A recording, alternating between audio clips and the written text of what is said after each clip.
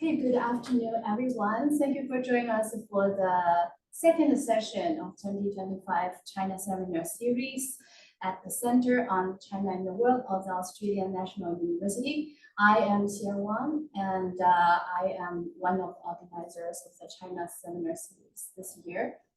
So before we get started, I want to acknowledge and celebrate the first Australians on whose traditional lands we meet, and pay our respect to the elders past and present. So let me introduce our speaker today. So our special speaker today is Professor Ken Kai-Chai. He received his PhD in Oriental Studies at the University of Oxford and now is Associate Professor in the Department of History at the Hong Kong Baptist University. His publications include Justice in Print, Discovering Prefectural Judges and Their Judicial Consistency in Late Ming Case Books, published by Braille in 2020, and also 民中晚期的法律史料与社会问题, published by 万卷楼 in 2020, and The Spread and the Restrictions of Catholicism under the judicial perspective in Ming and Qing China. That is co-authored in Chinese with Victor Fong, published by Hong Kong City University Press in 2021. Alongside the legal history, Professor Tam's areas of interest also include maritime and transportation history of East Asia from 14th to 21st centuries, and the development of historical geographical information system. So today, his talk is titled Shedding Blood to Tighten Up the Blood Ties, Zhu Yuanzhang's Punitive Attempts to Check Interfamilial Conflicts as seen in the Dan Lu. So after his presentation, we will also have some time for question and answer by the audiences. So now please join us to welcome Professor Tam. Thank you. Thank you very much. Thank you. Thank you, Hong Xian, for this really nice introduction of myself and also my credential that you may realize I'm quite related to people's presence here, like Victor Fong, a very successful graduate from this center. Well, we're happy to be here to present my topic again, because 3 years ago, or maybe 2 years ago, I've been here and discuss with you some sort of information or foreign laws collected by the Ming government and also the Ming private publishers at the time of the 15th century. And thank you for all my audience here descending in the hall that you overcome the thunderstorm and join me here. I'm really moved, and thank you very much for coming to share to give me the chance to share with you my findings. And the topic of today is shedding blood to tighten up the blood ties, Yuanzhang's punitive attempts to check interfamilial conflicts as seen in the Dan Lu. So it's all about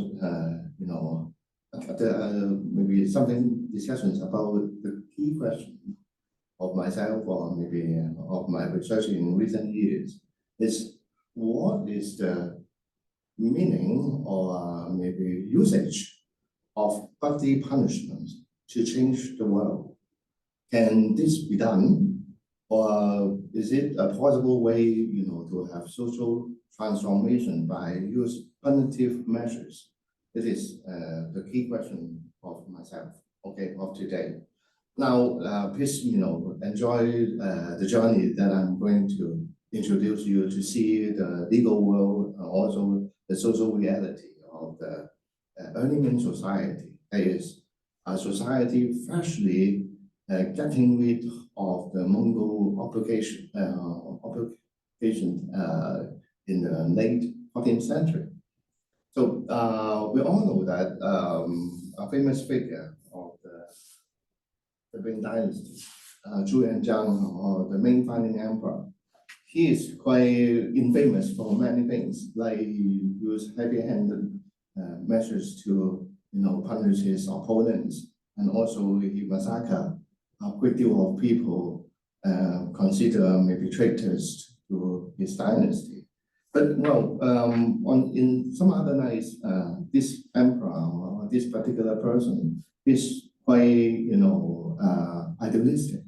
He wanted to, if we believe in his own words, he wanted to transform the society and also make his regime a much better world under his rule, under his design. So he's quite idealistic to do something that maybe changing the morality of the people, and also to give some, perfect institutions to maybe restore the order of the Chinese civilization. He declared that he must re-establish the legitimate morality of traditional China, and at the same time eliminate the evil customs of the steppes. So this assignment, I think, is something he entrusts to himself, not by the heaven, or maybe he dreamed something that we don't know, but well, it's maybe the declaration of his rule by the beginning, in the beginning of his enthronement.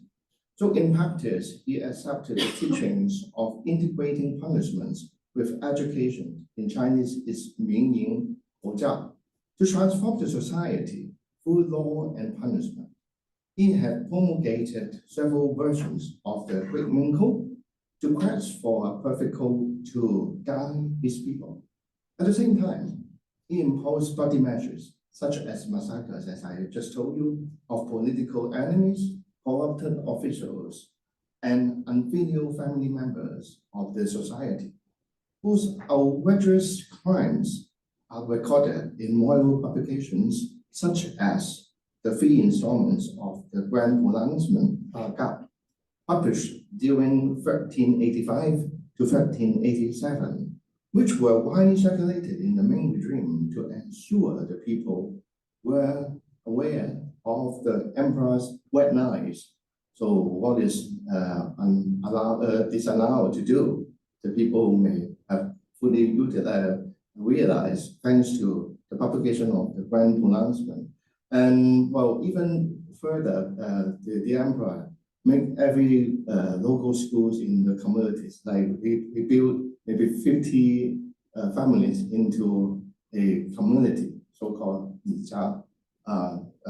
unit, and every unit should have a school, and every school the children would need to memorize the Dagao and present their memorial skills to in front of the emperor in Nanjing, maybe annually or maybe once 3 years, in such a sequence, to make sure everybody in the regime understand the right knowledge.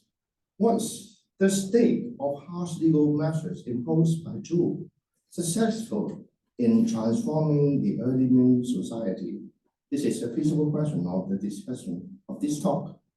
In the past, without concrete materials to evaluate the effects of the 1980s heavy legal measures, however, it was difficult to rule if his subjects had really been deterred by Zhu's threats and had repented from their Mongol ways of living. But it is not the case anymore. So what happened? This paper attempts to address our principal question by discussing 4 judicial cases from the section of unfilial brothers found in the overlooked 1390 publication, Dan Lu, a record of condemning evil, to reveal the interfamilial conflicts of the early Ming. That is the title I just showed you here, and also the first page of this legal book.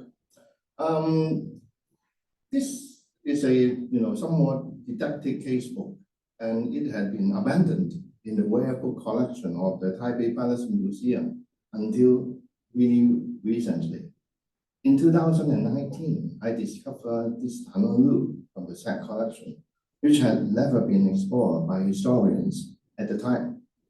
The collection comprises a preface and a postface composed by the founding emperor himself, and 71 judicial cases took place between 1387 to 1390, that is immediately after the promulgation of the Grand Pronouncement, which are narrated under the endorsement of Zhu as digesters of the proceedings of crime, sometimes with vivid dialogues among the litigating parties involved. So immediately after the announcement of the Dagao, we can see the effects on how the people reacted, thanks to this Danolu. And the cases in the Danolu are arranged into 5 sections, namely the persistent evil-doing officials, the scurvy trick-paying cocks, the unfilial sons, the unfraternal brothers, and the unrighteous family members. So they're all bad guys, right? As revealed by the titles. However, it's also evident that the early Ming population, even those resided near the capital Nanjing, please remember, the capital at the time of Ming Taizhu of the early Ming Founding Empire is not Beijing or Peking, but instead Nanjing. So, and in my other articles or other researches, I'm quite enthusiastic to emphasize this thing, because the design of Ming Taizhu is clearly focusing on managing the Jiangnan area, the Lower Yangtze area, instead of Peking, of the nearby the area near the northern borders. So it's something quite different. But anyway, the people near Nanjing were almost undeterred by the meetings, by the threats of the Grand Pronouncement, and continue, as seen in the cases, their unfilial malpractices, which are condemned by the angry emperor.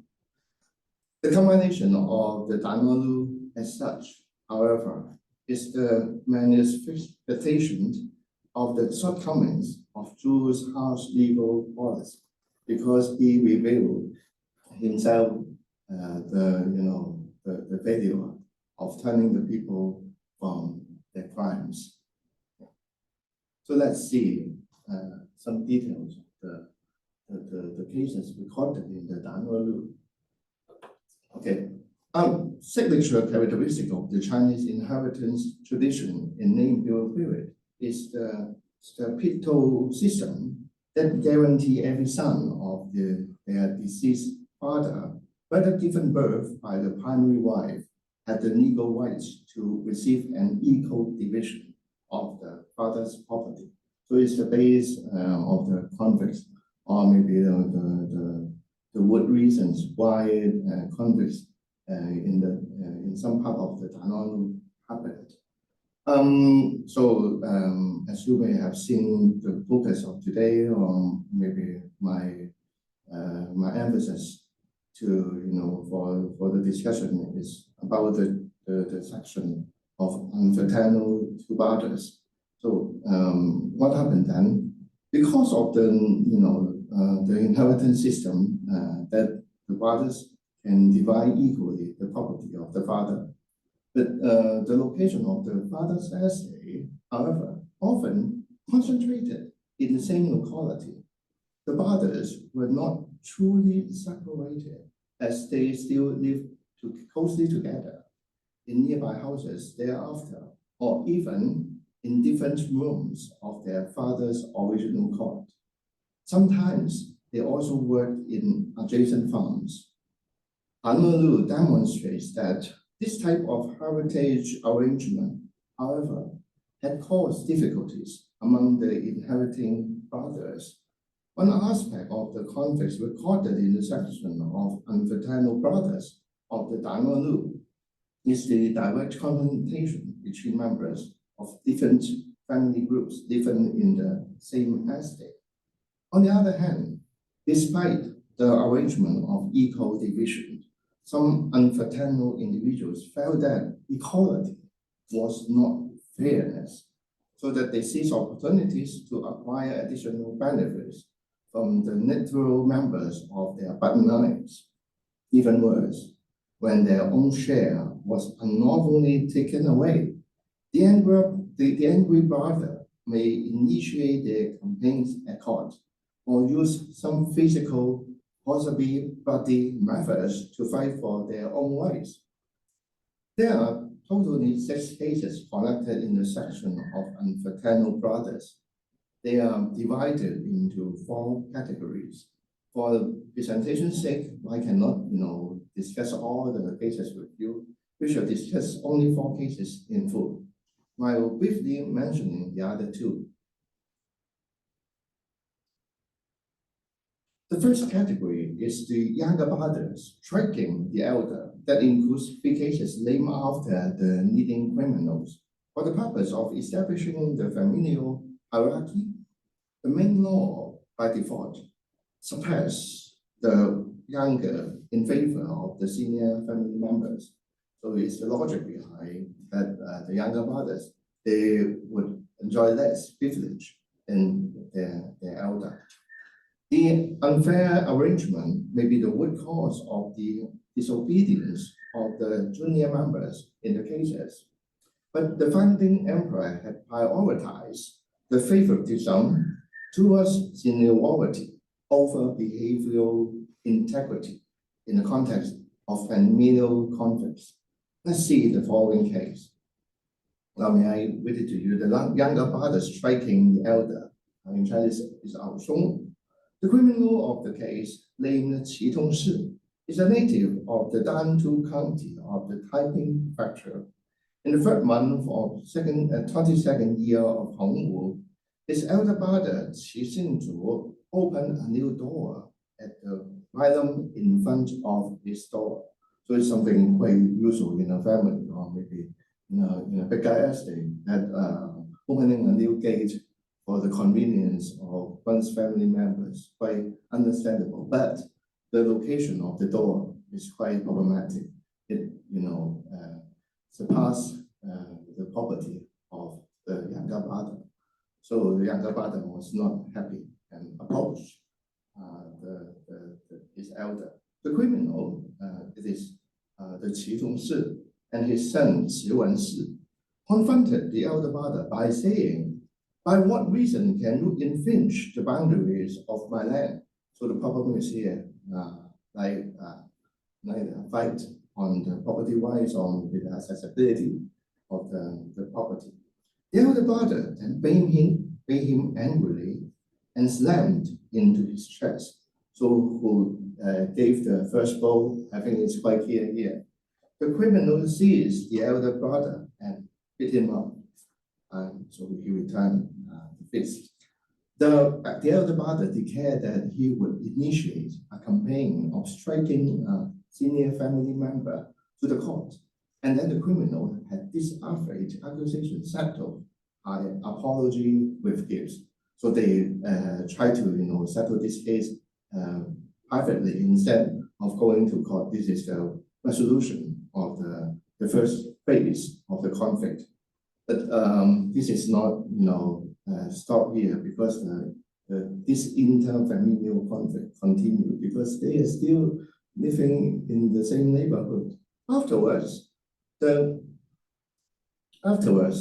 the grandson of the elder brother, Qi Guannu, was picked to be a substitute soldier, and the elder brother negotiated with the criminal by saying, "In the past, because of your service as a soldier, I had subsidized your traveling expenses. Now you can repay some of it back to my grandson for his trip." So you can see it's about the punitive household arrangement that the criminal asked the victim, the criminal's elder brother, asked for the favor of his younger, who had conflict before, he crossed before. The criminal was provoked and rejected the proposal. The elder brother was about to make a scene of trouble, and the criminal's son, Qi Wenxi, seized his elder uncle after a palm hit. the son cursed the uncle with bad words. So they were accused and brought to court. The father and son were sentenced to beating with heavy stake and penal servitude. So it is the end of the record, and you can see I haven't ordered anything from the original. It is all from the compilation of Ming Code of Yuanzhang. The chieftains of this case were from the military family who served in the main army in rotation, as revealed by the details. And the martial habit of their problem solving is evident among their own. You can see they use their fit and martial skills to overcome the other.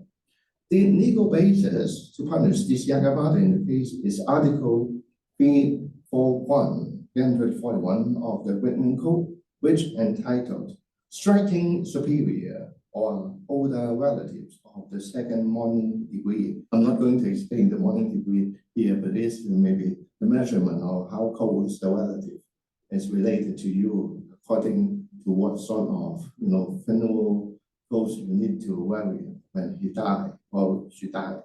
Okay, the prescribed punishment in the 1389, the final version of the Great Ming Code is 90 strokes of beating with heavy stake and penal servitude for 2.5 years. So you can see Ming Code, the Ming Empire, he followed quite strictly the arrangement of the code here.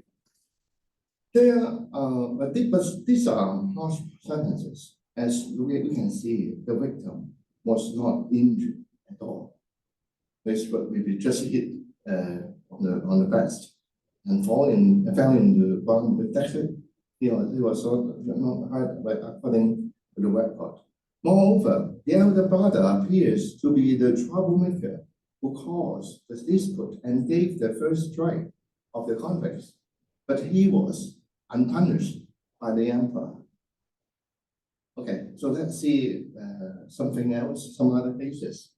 The two sides of the second case, not quoted in full in this presentation, of the category of the younger brother striking the elder, are also from the military household. The criminal of this case is Dang Yichou, and the victim is not the brother of the criminal, but instead his paternal elder cousin. From the conflicts between the lands, it is possible to learn the practical arrangement of familial substitution of the military household, as well as the possibility to allow household members sharing the burden of military service by rotation. But this familial conflict also revealed that the self-fitting requirement in expeditions to distant places like Yunnan, we all know that maybe in the later half of the Mongol era of the first emperor, the Ming army invaded Yunnan, so many soldiers were dispatched at the moment. And so this is a really expensive trip, so that the burden could be too heavy for a single family to bear. So that sharing with other relatives was quite essential to make the service bearable for the household. Yuanzhang did not provide any arguments related to the military household arrangement, but just mechanically focused on the beating of elder cousin by the younger. This is the way he settled the case, and it's quite, undesirable result for the litigants of the case, especially the younger. Okay. So the second case, I think maybe we end here and see the next case, the third case. Well, as we have seen in the previous examples, the elder brother or maybe the elder cousin, are not very righteous at all. Okay, they can be considered bad guys. But fortunately, in the third case, a dutiful elder brother eventually appeared appears in the third case of this category. As told by the narrative, Yu Zhengyi was a tax collector, is a clerk of the local government assigned by the county, by the county, and he is a law-abiding person, and this elder brother had suppressed several evil initiatives of his younger by withholding some key moral values emphasized by the empire in the early Ming legislations. Namely, no separation of household could be allowed when the parents are still living. So when your father and mother are still alive, you cannot, divide the house. It is, a legal requirement by the Great Ming Code. And so according to Article 93 of the code, establishing separate household registers or dividing the family property, the Ming dynasty prohibited this sort of actions of property division. And the elder brother also rejected the lavivate marriage. It's difficult because it's not a daily word. It is about the marriage between the son and the father's concubines, or maybe the brother to his sister-in-law. So it's something not very Chinese at all. It is, the impression of this type of custom were introduced by the Mongols during the Yuan dynasty, so that the Ming emperor was not very happy with that, and he tried to, stop this sort of marriage in the 22nd article of the Grand Pronouncement, which is entitled Marriage. So he is especially concerned about how the Mongolian practice of this sort should be eliminated from the society. So Zhu's warning, however, was not listened by everyone, so that the following unfraternal case of the younger brother, Yu Zhengyi, had drawn the attention of him, who prepared the following record. Let's see. The criminal of this case, named Yu Zhengyi, as I mentioned, is a native of the Gui'an County of the Huzhou Prefecture. Thanks to the assignment of his elder brother, Yu Zhengyi, his number is 2, so the number 1 has some problem. Okay, to the Yu Zhengyi, his elder brother, to the post of tax collector. The criminal sold the family house and other properties at a price of 180 yuan of paper money, and the cash was deposited at the home of a certain Qun Jingyang, so as to perhaps I need to investigate what happened here. But the main purpose is to avoid paying the tax. So because the elder brother is going to be the tax collector, they sold the family property away to avoid paying the tax. Until the 17th year of Hongwu, he demanded dividing the family properties and moving away. But his elder brother spoke the follows: "As our parents are still alive, it is not allowed to divide the properties." The criminal and his elder brother then scrapped each other, and he, in anger, cut a control of the little finger of his right hand. In that year, the 3 brothers were well settled by dividing the properties equally. So even when the father was still alive, they divided the property anyway because of this extreme action of the younger brother, Yu Zhengyi. Okay. Later on, but the story continues anyway. Later on, the youngest brother, Yu Zhenshan, died in illness. So the number 3 died. And the criminal wanted to marry the widowed sister-in-law to be his own wife. So is it about romance or any,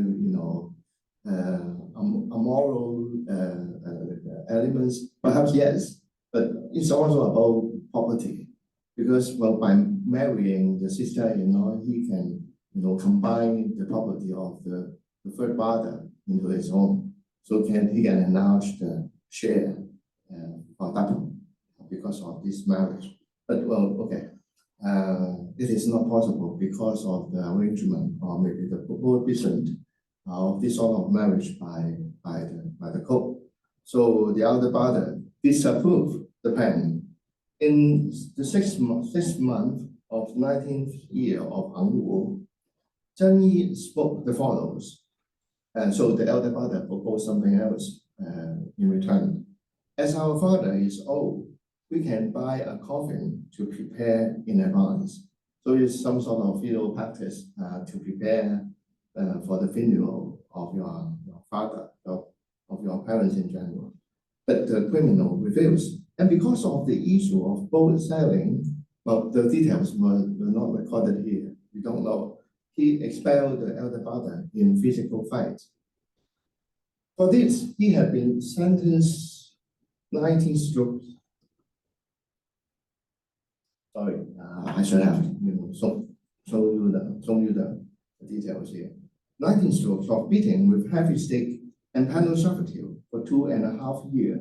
Again, fearing the revenge to his crimes, he is now escaping from the punishment, so that the rightful punishment for him is 100 strokes of heavy stick and life exile for 2,000 li on top of the penal servitude according to the regulation. So originally, his punishment was lighter, but well, because he escaped it, and the Ming Fighting Empire increased the punishment to a certain degree that is quite harsh, maybe the second highest other than the death penalty. So, well, whether he deserves it or not, it depends on how you understand his crimes anyway. And so the rebellious younger brother was a fugitive from his penal servitude, and he had yet to be arrested when the emperor composed this account. Apart from beating his elder and his indecent proposals to other family members, Yu Zhen also committed the crime of cutting a crinkle of his finger. In several incidents from the earlier Grand Pronouncement and other parts of the Dynasty that I'm quoting here, it must be a widespread Yuan period practice to cut a crinkle or a finger of oneself to express grave discontents. Indeed, in the Grand Pronouncement, Yuanzhang had tried to prohibit this by various expressions, by death penalty, or even familial extermination. So if you do this, then your family would be killed, all the members would be killed by the law. However, the people still continue this habit under the shadow of ruthless prosecution. As seen in the self-harming in conflict, in Chinese it's called 抵住自残, the case in the unfilial section, the 不孝 section of the Dynasty. It was a serious offense to be reported to the authority. But how come the person here, the general here still committed this type of crime? But surprisingly, Yuanzhang did not further condemn this hateful crime in this case, probably because it occurred 1 year before the Grand Pronouncement was announced. So the Grand Pronouncement is 1390, but this case happened 1 year before in 1389. So maybe there's some procedural integrity here. We don't know. Or maybe killing the whole family is wanted by the unfraternal brother. So why the empire have this evil motivation? Yeah. Okay. So okay, in my language, my mother is Lam Chao. They die together.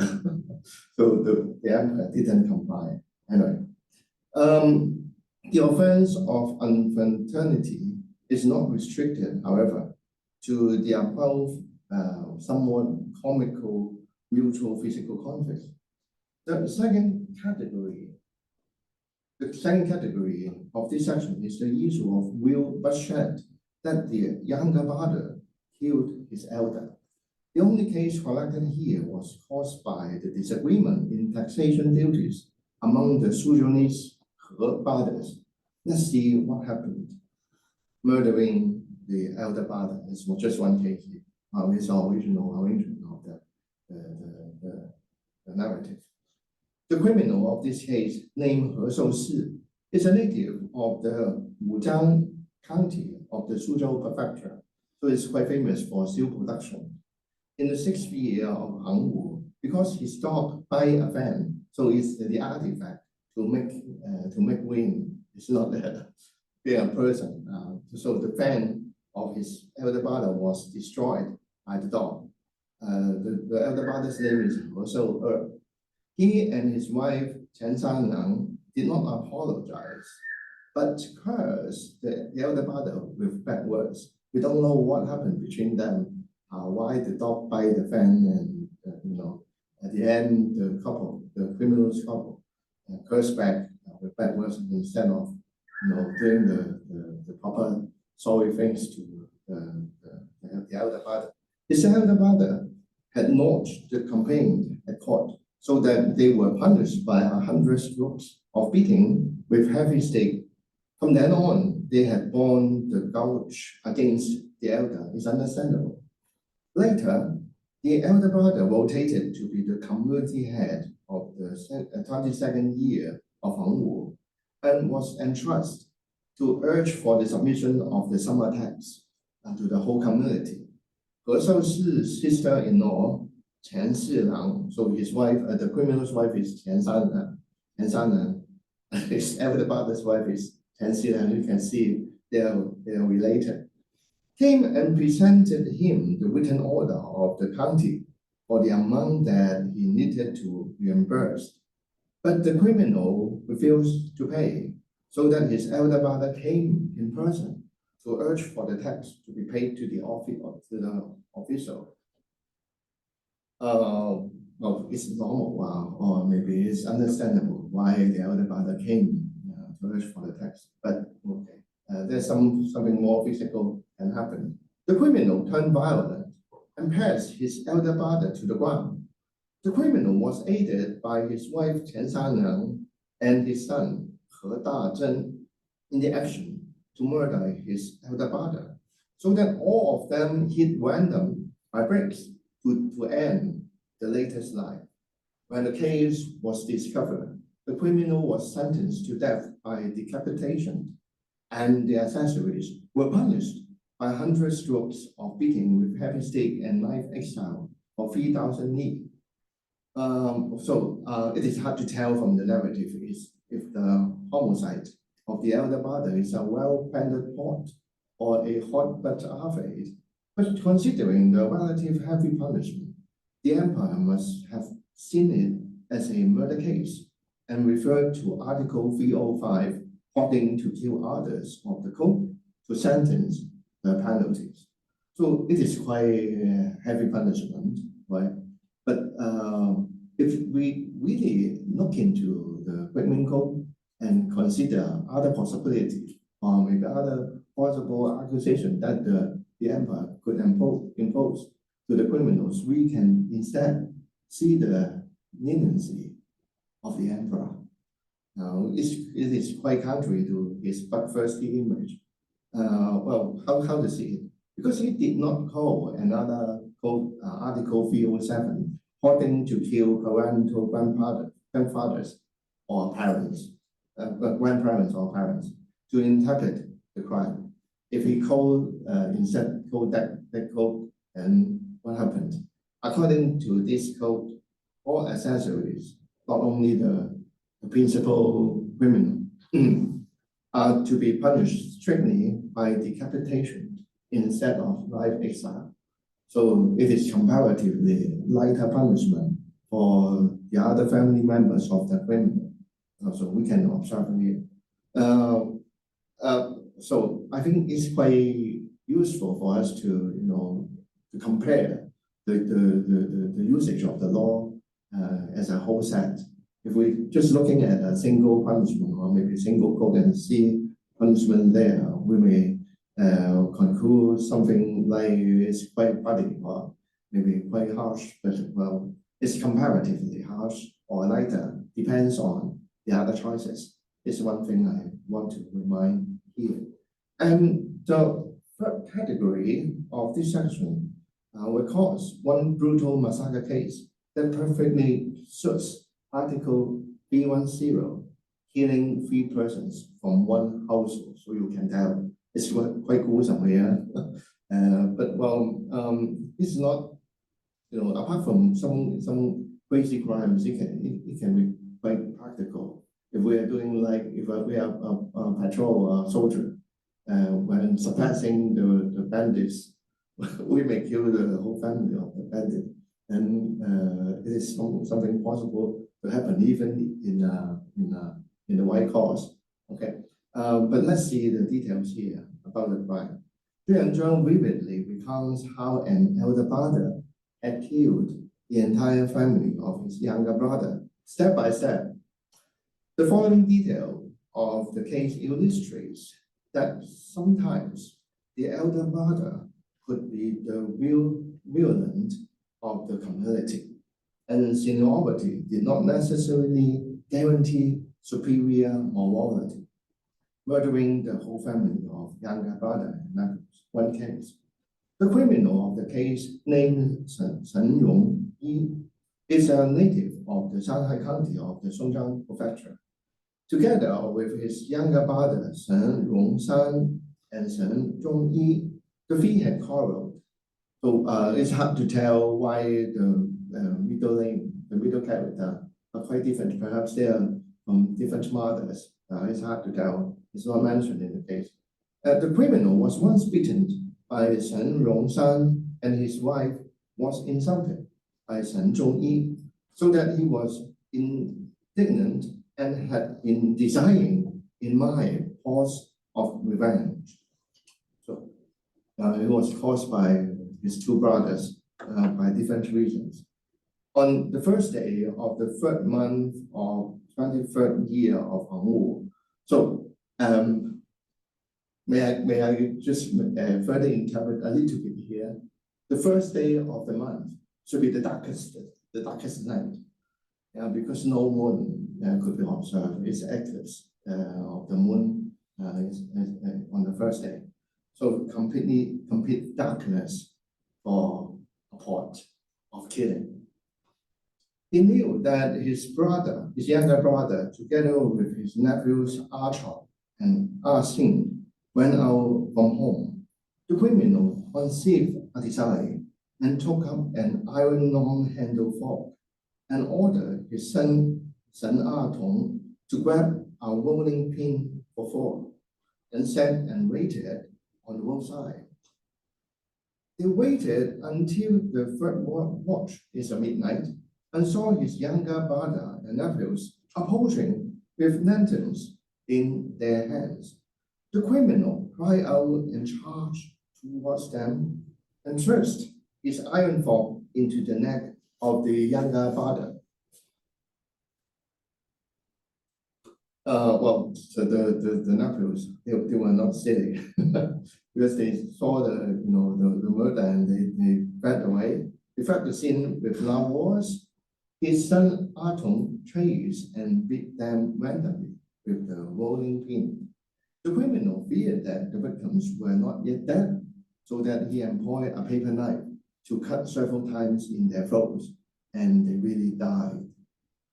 Soon after, so it's not finished, because other family members of the victim came to see the situation. His sister-in-law Zhang Ernang, accompanied by his niece Chun and nephew San, heard the call and rushed out to help. The criminal again murdered the sister-in-law, the niece, and the nephew altogether. When the case was brought to the court, he was sentenced to death by snow slicing. This is an incident. And it was decided that his properties to be confiscated to compensate the family of the deceased.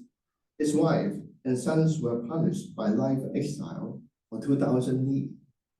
So according to the code mentioned before, the well-deserved punishment of the unlawful killing there, unlawful killing of 3 or more members of the same family is death by slicing, and their wives and children shall be exiled for 2,000 years. So this is the appropriate retribution for the criminal in the early Ming legal system. Well, so far we cannot see any unlawful things done by the Ming Fighting Empire. It's quite strictly following the code. It's quite contrary to its image. And the fourth and last category of the unfraternal brothers is named falsely accusing the elder brother and seize possession from him. It's about the seizure of property from one's elder brother. As the younger brother took up the duties of the elder to serve as tax captain, to repay the financial expenses of the service, the younger robbed his father. So because it's quite an expensive journey and also quite a financially heavy burden for one to play the role of taxi captain. And the tax captain need to collect the tax and submit to the central government. And the submission, many of the tax items are a commodity, like grains or cloves. So they need to transform the tax items to the capital. That's why it is an unexpected burden, and they are unpaid because the empire asked them, maybe to do it by your own means, as you are rich persons. Okay, it is the logic behind the design of Ming Taizhu. It's tolerable when the capital was in Nanjing, because most of the important taxpayers are in the surrounding area. But when it came to Beijing, to Peking, it's another thing. So the tax captain system collapsed in the early 15th century. This is quite understandable, but I'm not going to extend my discussions here. That's maybe wanted to give you an impression that what on earth the tax captain system happening here, and also why the burden is quite something that making the younger brother to do unlawful things to feel the cost, to pay for the cost of the transportation. Undoubtedly, the administrative arrangement of the Ming government that the closest scheme, in many cases, the younger brothers bear the legal responsibility of their deceased or sick brother. Why the younger brother took over the responsibility is because the elder had some disease that he cannot perform the duties. Okay. It is more or less about livelihood and financial arrangement other than fraternity. The emperor, nonetheless, offered no institutional solutions to deal with these financial contradictions. As an alternative, he tried to motivate his subjects to sacrifice for their elder brothers by promoting moral teaching and by shedding blood of the bad familial elements to stop possible disputes among the brothers. So it is his solution, as reflected in the Danolu or the Dagao, the Grand Pronouncement. Okay, I think I have discussed enough about the details of the 4 cases of today, and now may I have some lead you to some further discussions on the early Ming judicial procedures found in the Danolu. You may be quite amazed why in the narrative, Ming Taizhu, the Yuanzhang, he understands everything about the crime. In practice, or maybe in reality, even by modern forensic technology, we cannot, fully recomposite the details of the crimes. But it's like, from the court's perspective, Ming Taizhu, Yuanzhang, he can understand everything. Certainly, the case reports of the Danolu should have contained some genuine details of the above crimes. But how could the emperor be so confident that the records are truly revealing all the motivations and actually are the victims and the criminals. Why he can be, so confident, understand everything. Indeed, the Danonu cases reflect that in the early Ming imperial judiciary around the capital, which was personally headed by the founding empire himself, procedural justice was yet to be fully considered in the system. So he wanted to solve the case. He wanted to find out the facts about the crimes, but the means, are they lawful or are they maybe justifiable? It's something else he did not consider. Perhaps some doubts of this kind also appear in Zhu Yuanzhang's own mind. So it is appealing to relay the arguably false confessions recorded in this case book to the fearsome embodied uniform guards torture equipment, which Zhu eventually found overwhelming and ordered to be destroyed in the 20th year of Hongwu, almost the same time when the Danonu was published. So we can still witness maybe the usage of those methods, those torture equipments in the Danonu. This is something that maybe further research or further discussions need to be done. But I just want to remind you here that the ways that Zhu Yuanzhang could discover all those facts from the criminals is quite amazing, or it's quite doubtful if we would put in some other lights that how come the criminals would disclose the facts that would lead to their certain death. Okay. Now let's come to the conclusion of today. By exposing the familial crimes about unfraternal brothers condemned by Zhu Yuanzhang, the main objective of the current discussion is to consider the limitations of heavy-handed legal measures in reforming the morality of society. In light of the concept of fairness, the founding emperor's inclination to favorism towards senior family members, no matter they are morally right or wrong in their deeds, should be one of the reasons why the common people sometimes refuse to follow his guidance, but settle the injustice by their own means, even though harsh punishment may be resulted from the disobedience. So anyway, they cannot cope with the system. They cannot follow the instructions of Ming Taizhu, so that they did it privately or in their own ways. Due to the design of military household, for example, and other COVID labor arrangement of early Ming, the younger brothers or family were often disadvantaged to receive extra burdens imposed by their greedy elders. The one-sided requirement for the younger brothers to be fraternal was not unlike asking them to sacrifice the livelihood of their own nuclear family to support their corrupt elder brothers. Would they not attempt to escape from these burdens once chances presented themselves? So it's something we should be doubted as. Thanks to the crimes recorded by the Danonu, it is observed that the early Ming population, even those resided near the capital Nanjing and under the direct supervision of Zhu Yuanzhang, were almost undeterred by the threats of the Dagao and had continued their unfilial malpractices condemned by Zhu Yuanzhang. It is unlikely to be the result, but it is very likely to be the result of the disparity between the elder brother and their younger siblings in the main family system.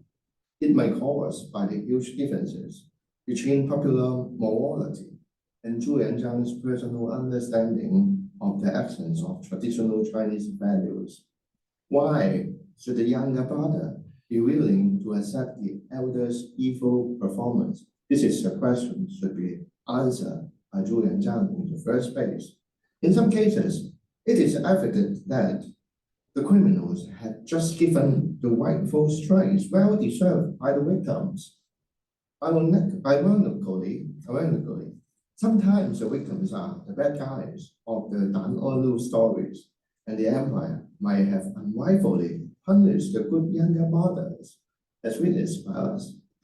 Undoubtedly, it is possible to stop minor conflicts by the realization of horrible punishments for a while, but to alter the perception of right or wrong of the people, seemingly, is not a further task achievable by shedding more blood in the same manner.